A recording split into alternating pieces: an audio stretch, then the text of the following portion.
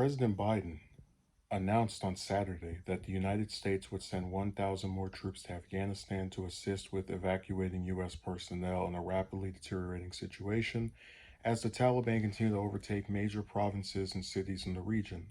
In a statement released by the White House on Saturday afternoon, the president doubled down, defending his decision, stating that continued military presence in the region would not have made a difference after more than 20 years of conflict in the country. Over our country's 20 years at war in Afghanistan, America has sent its finest young men and women, invested nearly $1 trillion, trained over 300,000 Afghan soldiers and police, equipped them with state-of-the-art military personnel, and maintained their air force as part of the longest war in U.S. history, Biden said. One more year or 5 more years of U.S. military presence would not have made a difference if the Afghan military cannot or will not hold its own country, and an endless American presence in the middle of another country's civil conflict was not acceptable to me, he continued. The president added that around 5,000 troops would be deployed to help draw down its embassy staff and evacuate Afghans. More troops than the 3,000 previously announced would be deployed for the effort on Thursday. A defense official told Reuters that only 1,000 new troops would be added to the country. The number includes the 3,000 troops scheduled to be deployed over the week and 1,000 troops already on the ground. The news comes amid a deteriorating situation in Afghanistan, where full control of the country by the insurgent group would be close at hand. Afghanistan's fourth largest city and the government's northern stronghold fell to the Taliban on Saturday. Afzal Habib, head of the Balkan Provincial Council, confirmed that Mazar-e-Sharif has been captured and said all security forces had left the major city.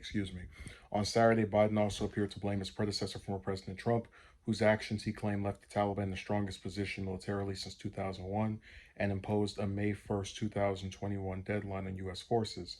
Therefore, when I became president, I faced a choice: follow through on the deal with a brief extension to get our forces and our allies fought forces out safely, or ramp up our pressure and send more American troops to fight once again in another country's civil conflict, he added. So when I originally read the headline for this article, I said, oh my God, he's going to send 1,000 more people over there. But if it helps with speeding up the withdrawal, I think I can accept it. Because what he's saying, I very much agree with, where he talks about how, another year or 5 would not have made a difference, and how a lot of the people who push this stuff, this belief that we're supposed to stay there forever, they can never give you any semblance of a concrete time of when we can expect to leave that country, because they don't want to leave. They want to stay in Afghanistan forever. And they might not directly say that, but 20 years over there and then still wanting to be there even longer in what is already the longest war in U.S. history should be enough evidence of that.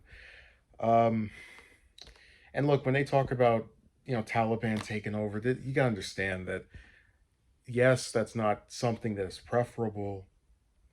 But if the United States has to make a choice between staying in this conflict that is never going to conclude, no matter how long we're over there, or letting it get worse and finally removing ourselves and the trillion of dollars that we spent over there and the thousands of lives of Americans we lost from over there, I'll take the latter.